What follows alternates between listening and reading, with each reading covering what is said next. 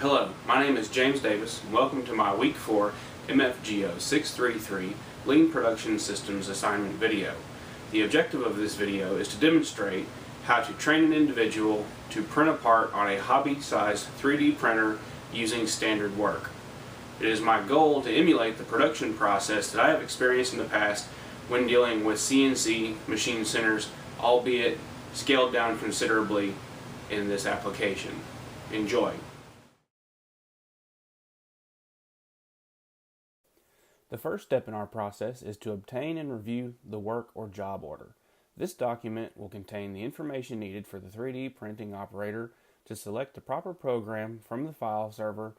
Additional information includes the quantity, the estimated print time, the material requirements, and the printing temperatures.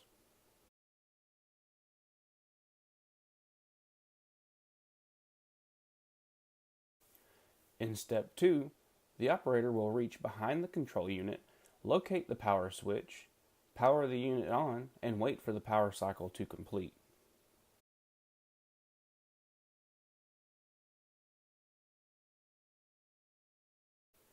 In step 3, the operator will press the navigation wheel, rotate the wheel to select the prepare menu, rotate the wheel again to select auto home, and depress the navigation wheel, which will zero out the axes of the machine.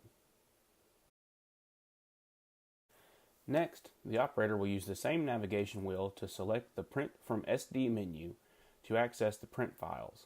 Use the nav wheel to highlight the program listed on the job router and press the nav wheel to execute the program.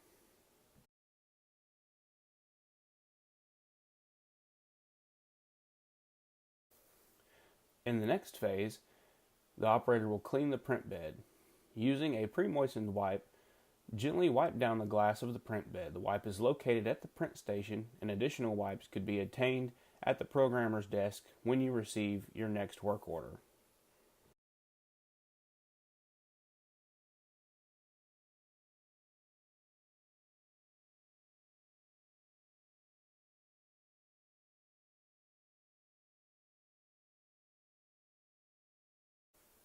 In step 6, the operator will apply a light layer of print bed adhesive. The adhesive will help ensure that the first print layer sticks.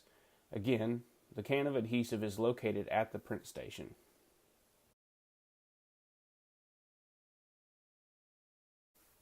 During this phase, check the router information again to make sure that the printer is heating to the correct presets. The print bed will heat first, so a subsequent check to read the nozzle temperature is required.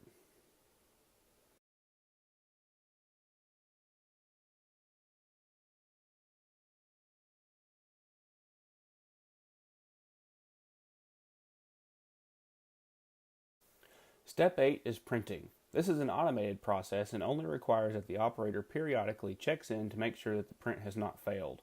There is no mechanism to stop the print once it has started to rework any defect, so any issue will require starting the print over. In a production scenario, one operator would have the capacity to operate several printers to increase product throughput.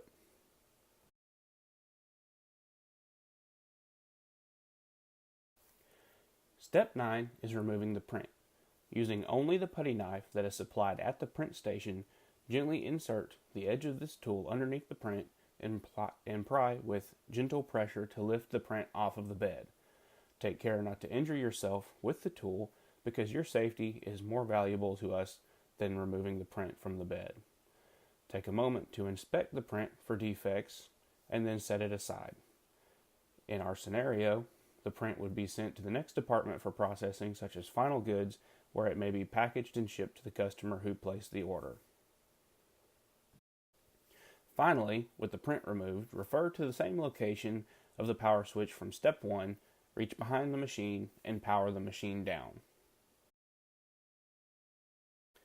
What you will see now is a standard work combination sheet. To capture the best practices of this operation, a standard work combination sheet was adapted from www.vilaction.com, as you can see on the screen. The tack time for this operation is 480 minutes, as this is just a hobby shop and only one print is required per the work order, assuming we have 8 hours of shift after breaks and lunch.